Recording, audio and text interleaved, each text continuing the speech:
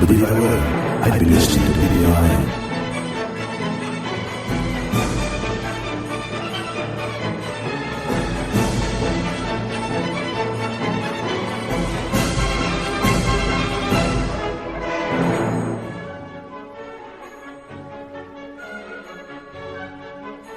Gypsy music. It's Monday night, 7 p.m. here on BPRN Radio. I'm Phil Hall. If this is your first time listening to BPRN, welcome. And if you're returning, welcome back. We're a 24/7 radio channel broadcasting from beautiful Naugatuck, Connecticut, offering talk radio with an inappropriate touch of music. This is the online movie show, and on today's program we have two very different, very talented filmmakers.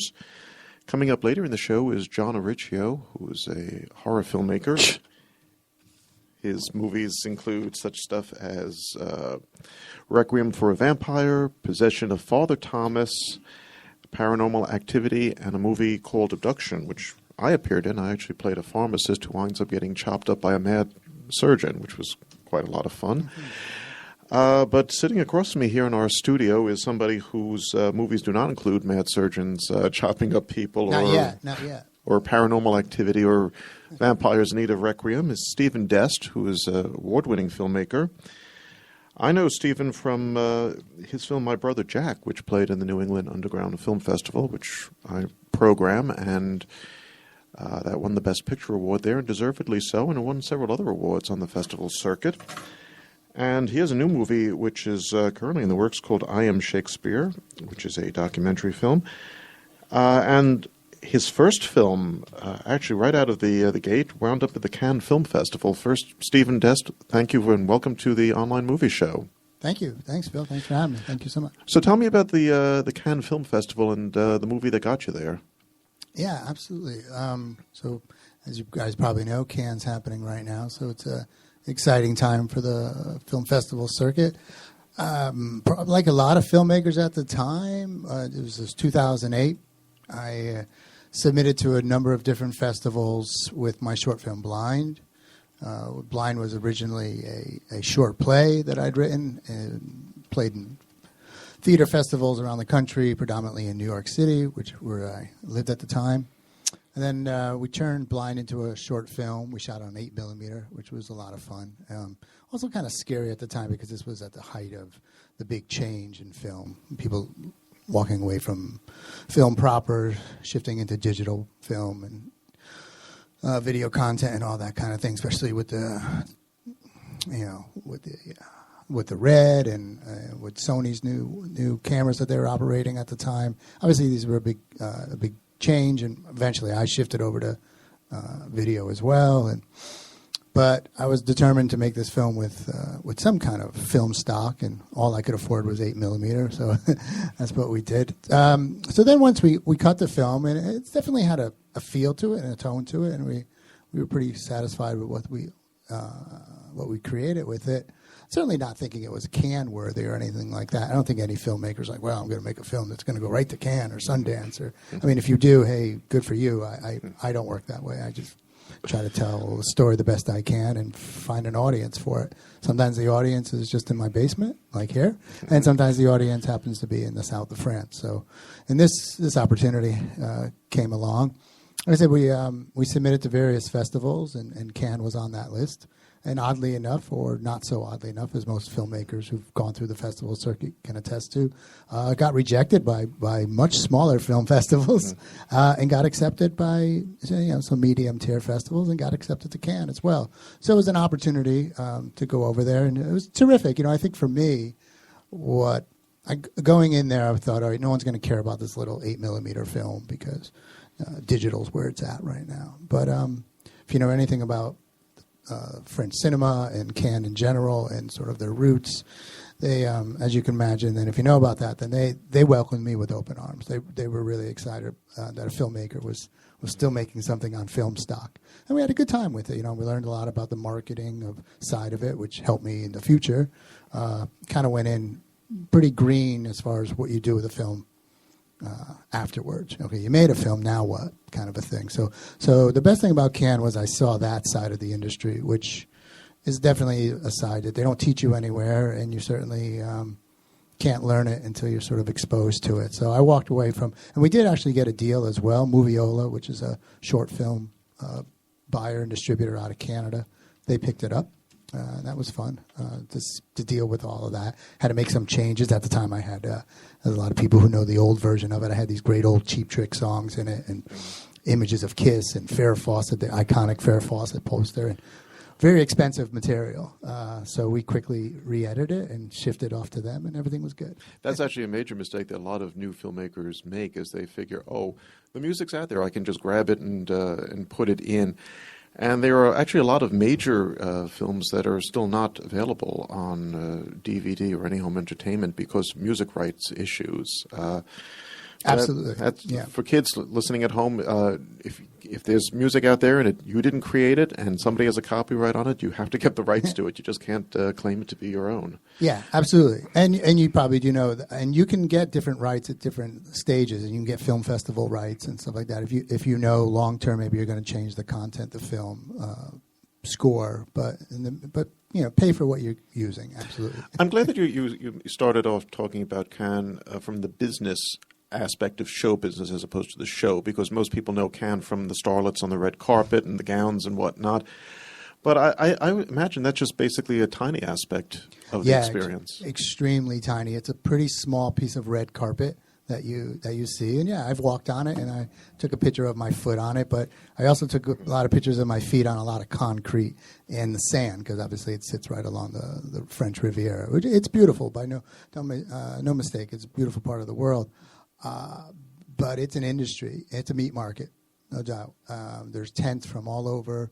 Every country has buyers, and not a lot of content, but a lot of ideas.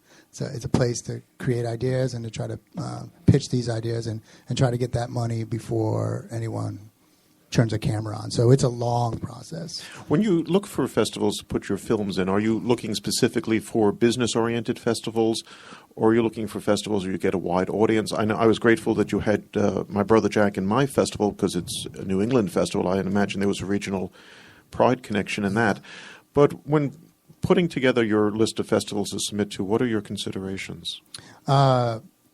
It changes with the film, first of all. So you have to think about what the genre of your film is, and you may have a specific film that you think works for a particular film festival. That's just some arbitrary, the Milwaukee Film Festival. But film festivals also change their mission over the year. So you want to really be paying attention to what they're focused on that year, because maybe 5 years ago when you went to that festival with another film, or you knew about it, or you first learned about it, maybe they were really big into a certain genre that now you've created. But 5 years later, the chances of that festival still focused on that particular style is pretty rare.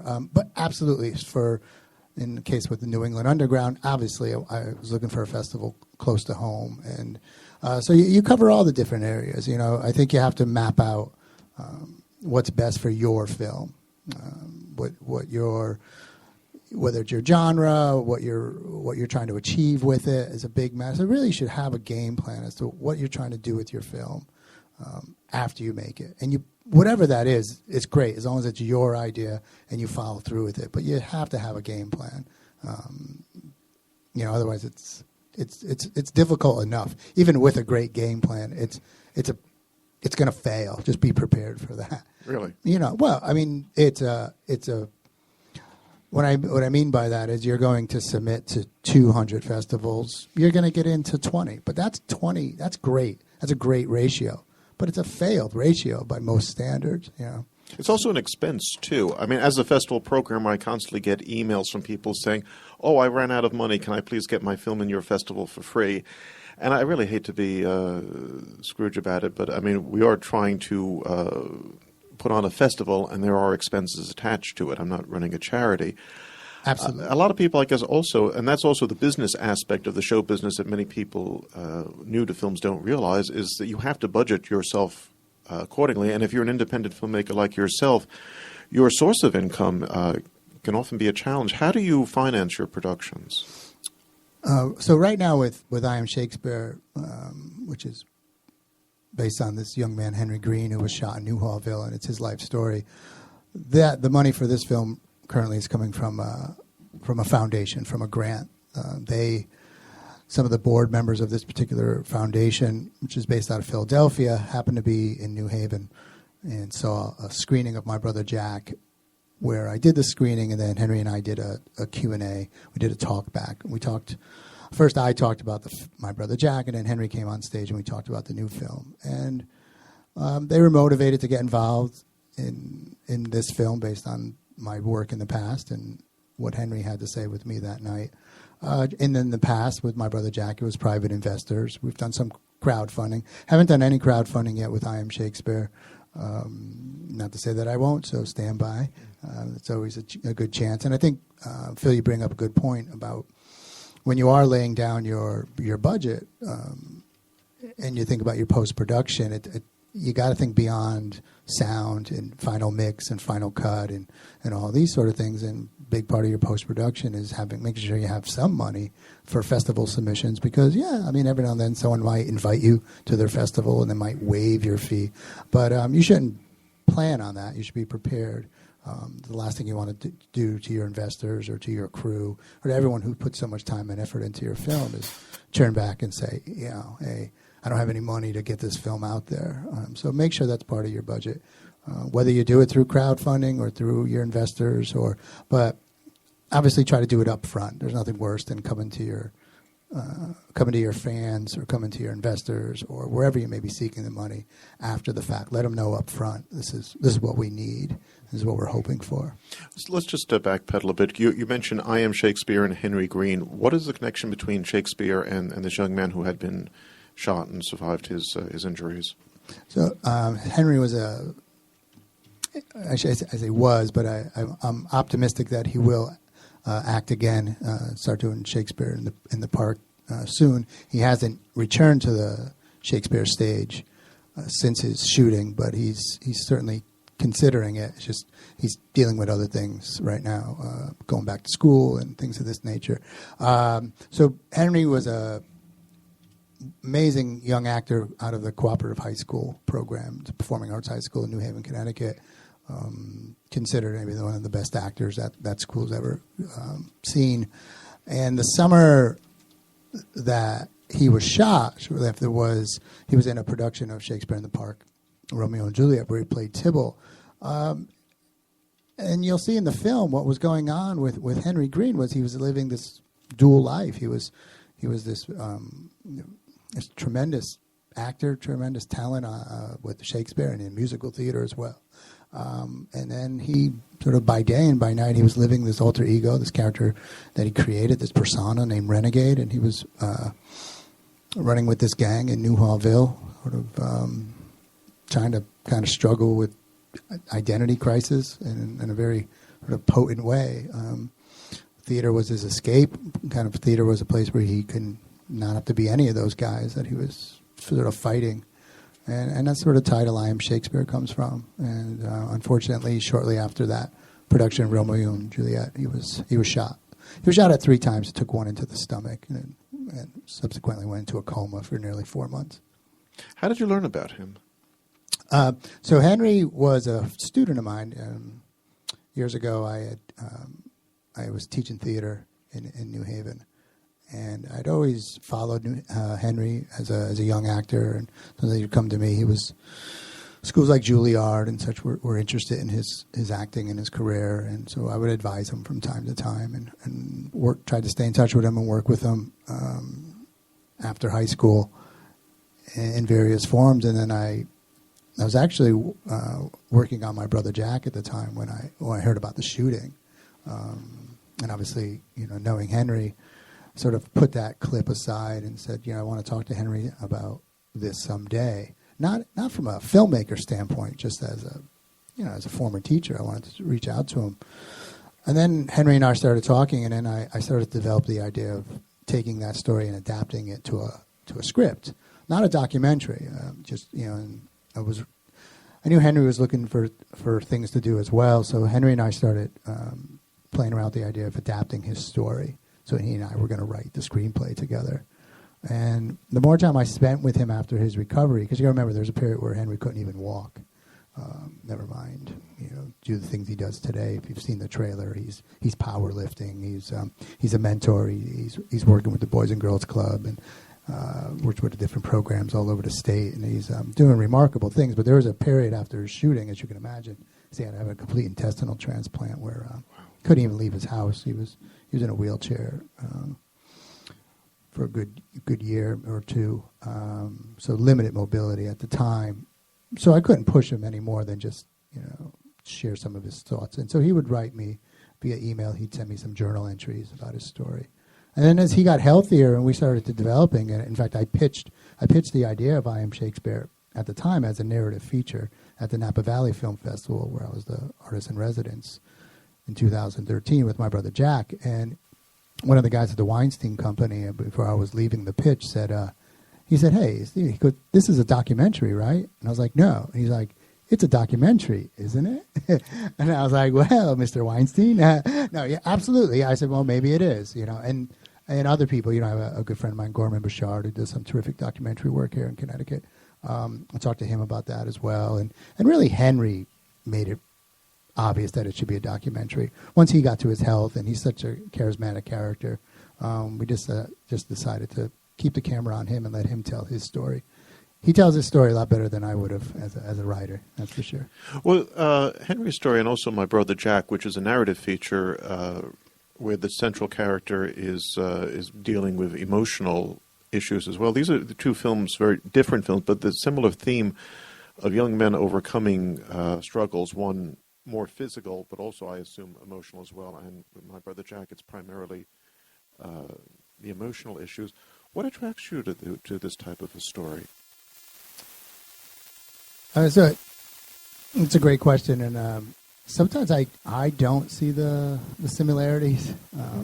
I don't think any creative person really sees it, but it's in all of our work, I imagine, or I guess it's definitely in mine. And Phil, you're not the first person to bring that up, but I think the most honest answer I can give to that question is, I lost my father when I was a young man, and my father didn't die of he wasn't murdered or died of some horrific tragedy or anything. He unfortunately died of a heart attack, just at a time where men's health wasn't really that much focus put on it, and he was slightly overweight, and he smoked, and he was just a guy's guy, and he kind of, his life ended really short, and this has always been sort of a thorn in my side, if you will, as far as what coulda, woulda, shoulda happened, and I can't do anything about that except honor his life and his death as being the best son I possibly can. And for me, as a filmmaker, it's through my work. So somehow I think I don't intentionally do it. People say to me all the time, I have a pretty quick wit and I like to have some fun. I used to do a lot of improv back in New York when I was more focused in theater. People were like, "Oh, write a comedy. You're so funny. Write a comedy." And I'm like, "I don't fucking write comedies. I like comedies, but I don't fucking. What's funny about what's funny about writing a story? So I don't do that. It just kind of that's how it comes out, and they come out in these. And then now I shift to a documentary, and the same tones are kind of coming out. PTSD and depression and things of this nature. I don't know, and I think it's also things people want to hear about. Well, I've been hearing about for the past 15 minutes or so, Cannes Festival, movie deals, artist in residence at Napa Valley, the Weinsteins telling you how to make a movie. Tell me to make a documentary. At the risk of being completely rude, what are you doing here in Connecticut? How come you're not out in Hollywood? Mostly because my kids are here. I have two children, and we're based here in Connecticut. Always have. I was born in Connecticut, lived in New York for a long time. Honestly, right now, the best thing about this business is you don't have to live in L.A. or New York for that matter. Although New York's not necessarily the mecca for film, but I have a lot of great friends who do great film work in New York. Connecticut works really well for me. One of the most important parts of, if you know about my films, is especially New Haven, is very much a character in my work. So I have that opportunity to draw from a great city. And listen, if you know anything about me, I've done 7 national tours as an actor. I've been all over this country. Yes, my film crew did come in from L.A. to make My Brother Jack.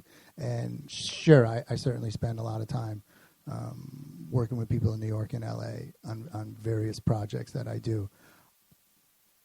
But New Haven, to me, but others I've read about, is still the greatest little unknown city in this country, and not so unknown anymore. It's been getting a lot of press lately as the greatest little city in America, and I'm a proud New Haven filmmaker, no doubt about it. I like working in New Haven. I like making films in New Haven, and most importantly, I like living in New Haven, and that's why I'm here, Phil.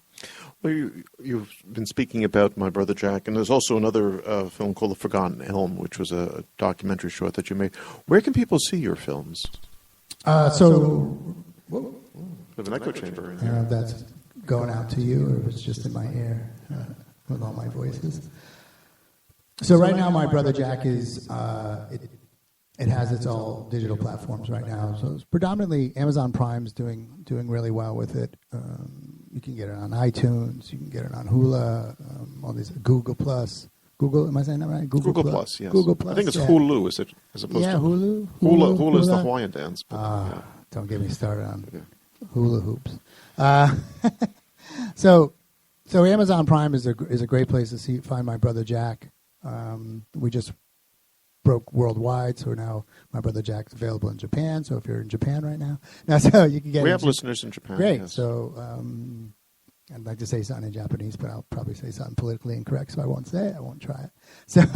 So you can see it if you're in Japan. It's available. My Brother Jack's now available there. It's also available in Australia and in the UK, and obviously here in the good old USA on Amazon Prime. And the short films? Right now,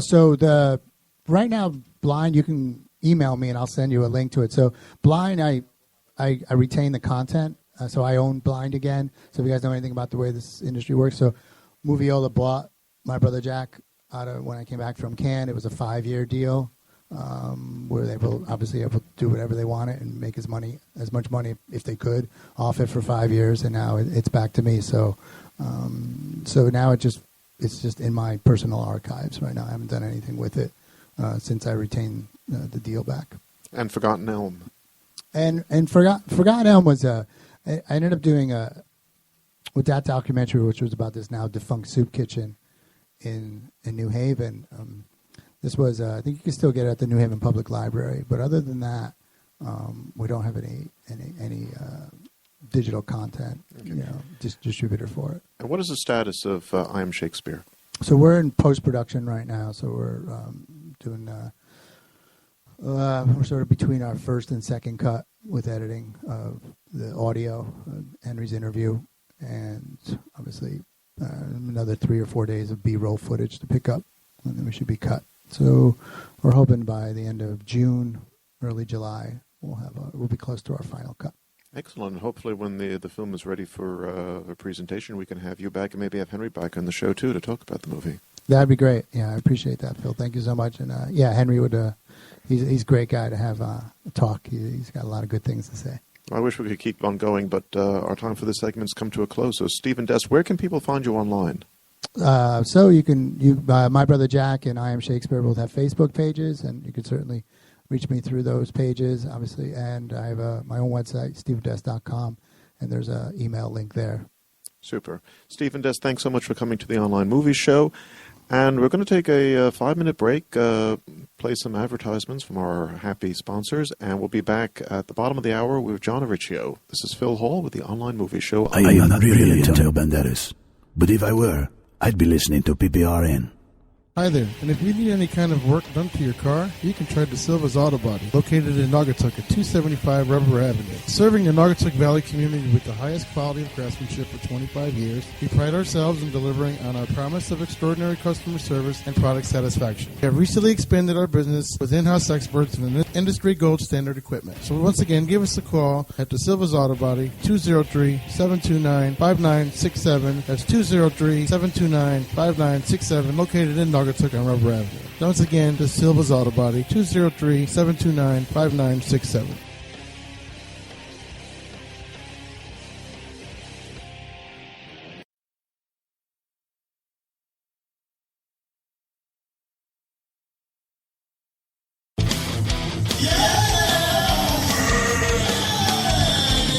Did you just hear how bad that sounded? Well, you won't get that sound at Hat City Music Productions, located at 536 Federal Road in Brookfield. CEO Chris Litwin takes your music to the next level. If you're tired of those basement recordings, those people that you pay too much money for and have you get out within a half hour, well, you won't have that problem. Hat City Music Productions, once again located at 536 Federal Road in Brookfield. Go check out Hat City Music Productions. You won't be disappointed. Tell them PPRN sent you. Aw, fuck! Aw, fuck! Aw, fuck! Aw, fuck! Hey Matt, we need to write a commercial for Green Goddess Supply. Okay, will it promote our grinders, bats, or the hand-carved dugouts? Well, our one-hitters and our dugouts are already super popular. Yeah, people can definitely see the quality difference. Right, so we probably don't need to focus on those. But our premium grinder's brand new, so why don't we go with that? Cool. What features should we hit on? Well, it's a kick-ass grinder and getting rave reviews already, so we could use one of the testimonials saying it's the best grinder they've ever used. Nah, that's cheesy. Let's stick to the features. All right. So the key is really the sharp teeth. And the holes? And the number and the size of the holes. Yeah, they let the herb fall through without getting jammed up in the chamber. Right, because nobody likes the weed traffic jam going on. There's also a Teflon ring that helps the lid slide easily. And the super strong magnet in the lid. And the pollen catcher. We're never going to get through all this in 60 seconds. Well, just ask them to follow us on Instagram and Facebook, or visit our website at www.greengoddesssupply.com.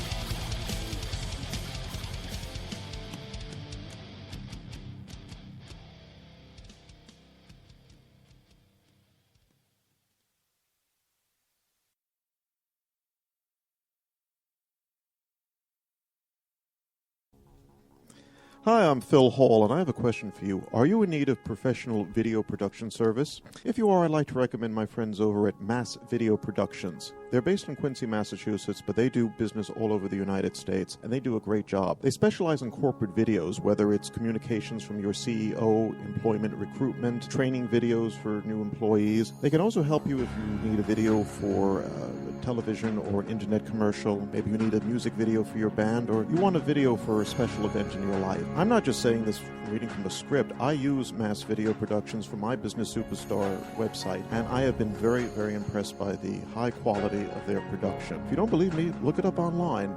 Go to massvidpro.com or call 617-319-3434. Again, massvidpro.com or 617-319-3434. And tell them Phil Hall sent you.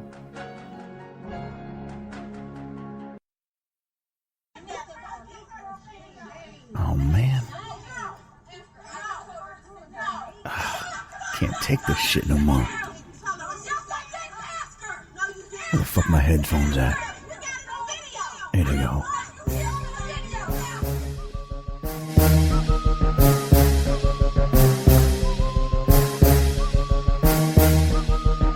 Ah, yeah.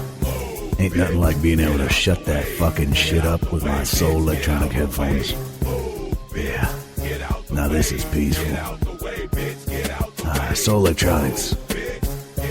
Headphones inspired by Ludacris. SoulElectronics.com. Get your pair today.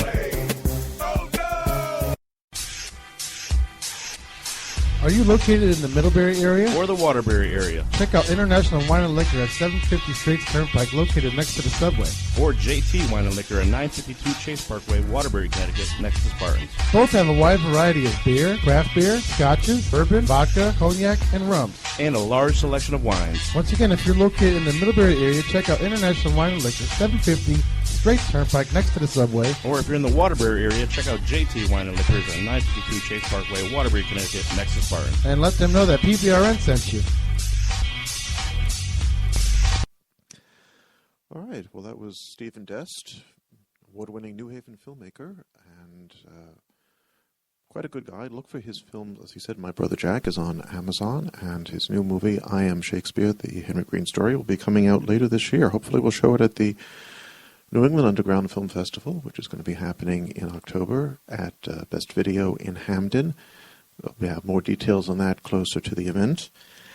Here on PPRN Radio, just wanted to let you know of some of the programs we have on our channel. Coming up at 8 o'clock tonight, we have Undiscovered, which is a celebration of under-the-radar music. These are bands and singers who are not signed to major labels, who quite frankly are, we feel, much better than anything you're going to hear on Top 40 Radio today.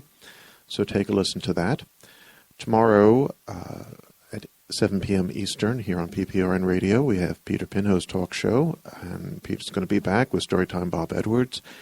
And their guests include comedian Alison Zarstai, another comic, Dennis Gifford's going to be here as well.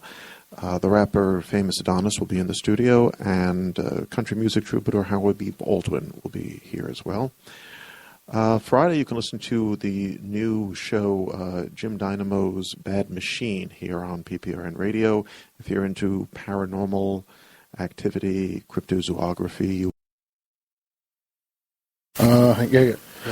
All right. Well, thank you so much for being patient with us. We had a technical difficulty here at our PPRN studio. Thank you, Windows 10. Oh dear. What can I say? Testing 1, 2. All right. And that was Peter Pinho testing the the system, which apparently is working. So if we're broadcasting, Mr. Pinho, can we give a call to our guest? Here's his phone number. Excellent.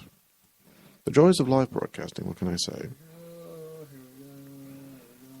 And let's rub the magic jack and see if John Oricchio is here.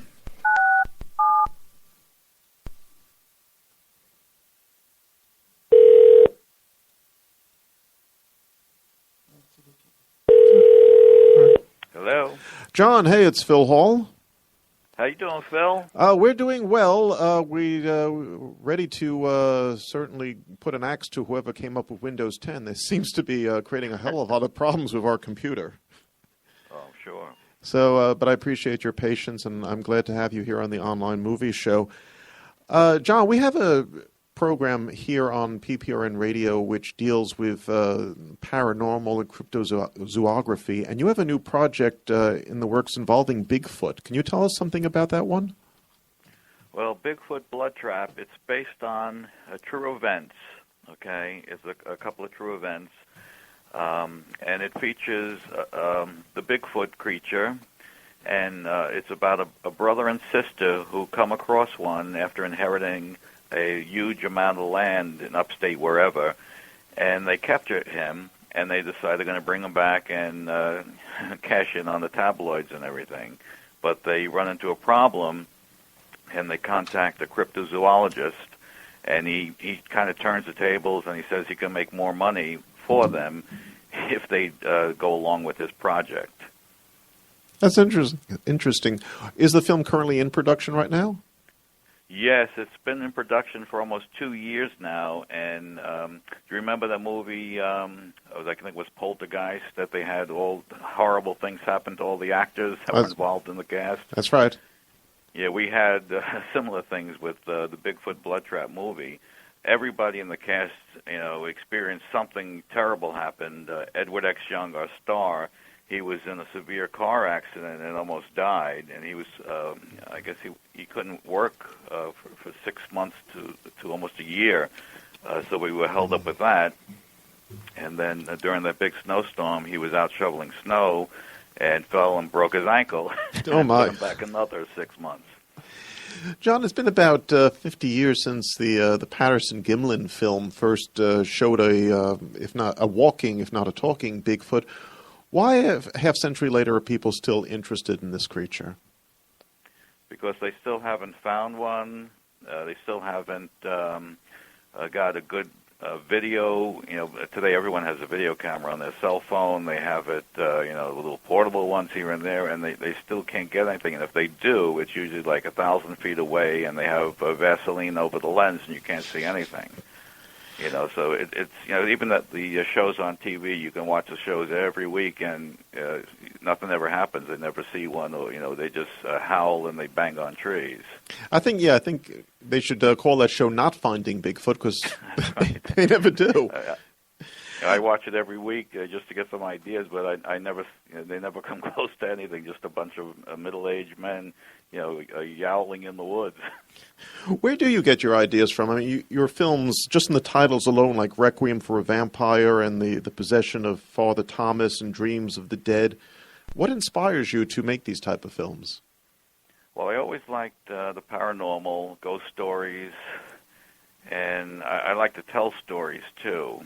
So, I come up with the idea, and then it's just, trying to write it down, write the script up, and then put it together. And then, we work on a low budget, as you know, Phil, and trying to create a film with a low budget, or no budget in my case, it's very difficult. So we have to kind of go with what we have. Well, I know from working with you on Abduction, you took your garage and you used that for a multitude of different settings. The day I was on the set, I had a scene that was supposed to be a company cafeteria, and then the surgeon's laboratory where I wound up getting killed was the same garage as well, just took down the posters and changed a few things around. It was probably the most inventive use of guerrilla filmmaking I've ever seen. Yeah, well, what we did in there is, cause it's hard for us to find places that someone's going to let us shoot at a location, first of all. Like for a hospital room, okay, forget it. We're not allowed in a hospital room. We don't have the money to pay to rent one, so we have to create one. And so what I did is I turned the garage, it was a pretty big garage, into a studio, and I made 3 movable walls, 12 by 8 foot walls. And then, for each section of the movie, for a different scene, we just, changed the walls around. And what was funny is we had to take pictures of the room. So, while we're setting up the cameras, the other, people were helping, recreate the room from pictures that we took of it. So, and in some of the scenes, you'll see a picture in the wrong spot and everything. But all in all, you can't tell that was actually one location in someone's garage. It looked like the real places. One of the things I loved working with you on Abduction, in between shots, you showed me and some other people some of the footage that you had already shot, and you showed me the opening sequence where the young lady, I forgot her name, who goes into the motel swimming pool, and Roberto Lombardi, who's the bad guy in the movie, is in the pool. And I said to you that no woman in her right mind would go into a pool with such a sinister-looking guy standing there watching her. And really, to my amazement, when I saw the finished film, I saw that you actually went back and shot new footage of Roberto going into the pool afterwards, which obviously raised the terror level of this unsuspecting woman who winds up in the worst predicament. And there are very few filmmakers I know who would just take a suggestion from a supporting actor and then go through the bother of getting the cast together and going back to location and adding new footage to a film. Well, I don't understand why a lot of people don't do it, because sometimes the other people have better ideas than you have. And it's if someone comes up with a better idea, I'm going to listen to it because, 9 out of 10 times, they're right, or something I'm doing, they'll say, well, that shouldn't be like that, maybe you should do it this way, and then we'll try it. And, I always welcome the cast and crew to tell me, what they think or what, how they would do it. To a limit, but I will listen to them because, like that scene, I thought about it. Said, Phil's right. We could fix this up and change it around a bit. Where do you get the cast for your films? I would imagine that a lot of actors would love to be in something like Paranormal Activity or Dreams of the Dead. Do you you have a stock company that you work with, or do you advertise for actors to come in to be part of the film? Well, it depends. A lot of the actors, if you watched all my movies, I usually keep the same cast and crew around because they've been with me for the longest time. Okay, but sometimes I'll have a recommendation. They'll say, "Oh, I got this girl or this guy. They're really into doing the movie. Can you write a part in for them?" So I get them that way too.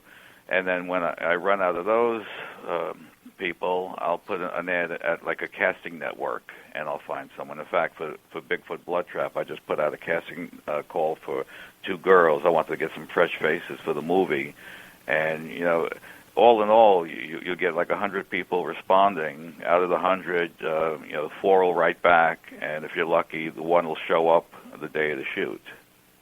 Really, it's we have that problem here with our radio station, when people say they're going to come in and they don't. So it's sort of disheartening to hear that people who say that they're interested in participating, when the time comes, they don't show up. Is that common for? Yes, sometimes it's frustrating because we'll have everyone there waiting for them. We're all set to go, and they don't show. So what I learned from that experience is I always have like a backup plan. We'll shoot a different scene with the people that are there.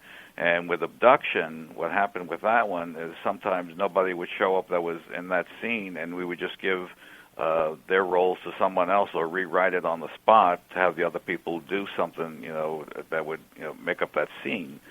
It is frustrating, but when you're working with people who aren't getting paid, you can't expect them to show up, and you can't fire them. That's true.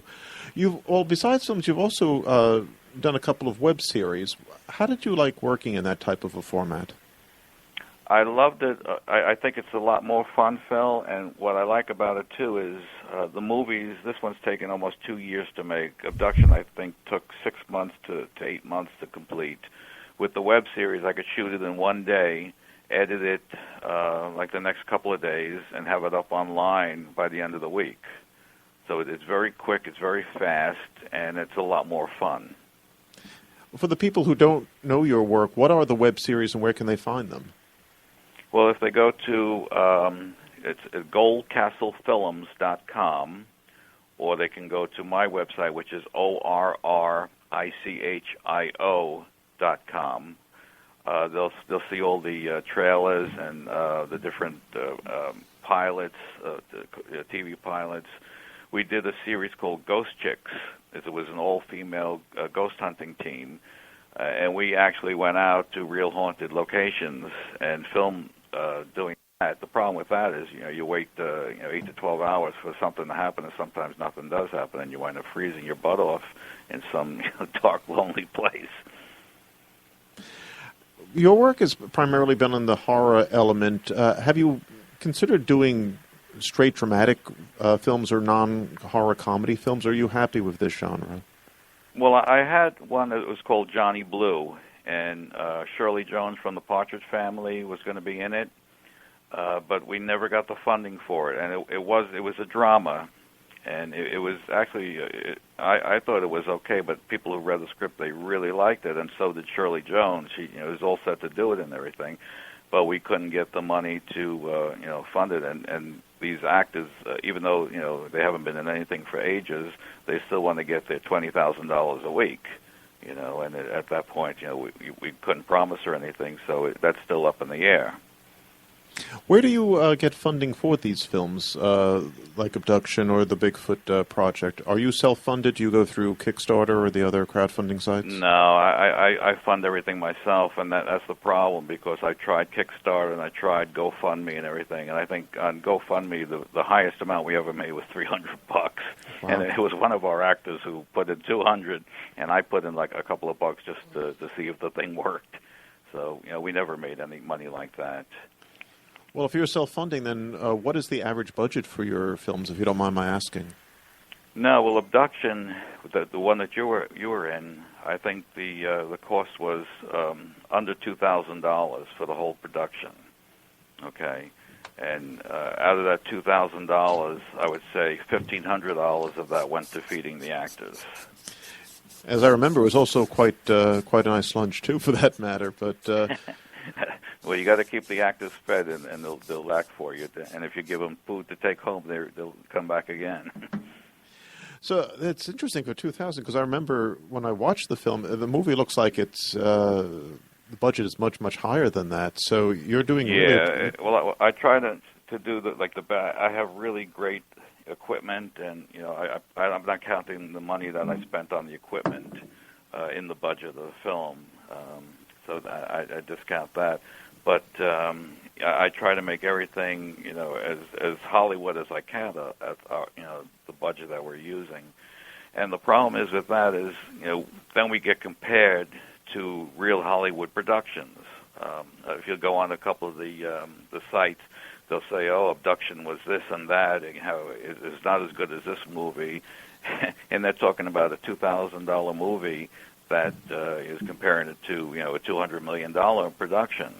And that's where I think a lot of the problems with independent filmmakers, what happens with us is they compare us to these high budget films, and we can't compete. But there's like a small population of these cult horror film people who appreciate our movies and what we can do on the budget that we're doing them in.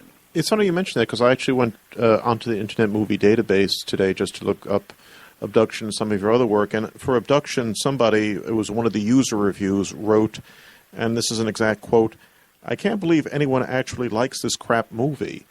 How do you deal with wise guys on the Internet making remarks like this? Well, a lot of them are from my fellow filmmakers, believe it or not. We found out that a lot of them were trashing our film production behind our backs. People say, well, I say I make horror movies, and everyone else says I make horrible movies. But, no matter what you do, anything, if you're a dancer, you're a singer, someone's going to say that you suck at what you do. So, at first it used to bother me. Then I read the quotes now, and I just laugh hysterically because, the one said that something about my music, said my music was like I bought a Casio keyboard, and I did all the music myself. And I happened to I paid, not a lot, but I paid for orchestra type music on it. So it was a full orchestra sound on Abduction, but they were saying it was done on a Casio piano. So, people, they don't even watch the movie. They'll watch 5 minutes of it, then they'll turn it off and knock it. Well, also another thing, too, about your films, which a lot of filmmakers really can't say, is that all of your films have been released. I mean, Abduction was on DVD. I think it was the R2 Entertainment label, and the other films are also available. That's correct? Yeah, well, Abduction was released worldwide, and it was also on Netflix for a long time. I think for like 2 or 3 years, and then they finally we lost the license or something for Netflix. And the last one, Paranormal Captivity, that was sold in all the Walmart stores all over the United States and all over Canada. Okay, one of the strangest thing was going into a Walmart store and seeing my movie on a shelf with new releases. So that was like kind of bizarre to see that. But also Paranormal Captivity was released in Germany, with a full German translation. And I heard that they spent like $20,000 just to dub it into German, and they did a fantastic job on it. In fact, I like it better in German than in English. What about the earlier films like Requiem for a Vampire and Father Thomas? Are they also available, or have they been available on DVD? Well, yeah, they were available on Father Thomas. I didn't release Father Thomas for distribution. That was my first one, and I just wanted to see if I can, make a movie and complete it and, make it watchable. So I wasn't like too enthusiastic about putting that out. Requiem was the next one, and that one, I bought a different camera. I bought a Panasonic camera that was able to shoot in 24 frames a second, and that was more film-like. So that one was released, and that also went worldwide too. The first distributor had it, went all over the place, and the second distributor took it, and it became part of a vampire box series set with a bunch of other vampire movies. So it's still out there. You can still get it, and I also sell it on my website too. And Amazon, you can get it too. So what is the status of the Bigfoot project? When do you expect to have that completed and ready for release?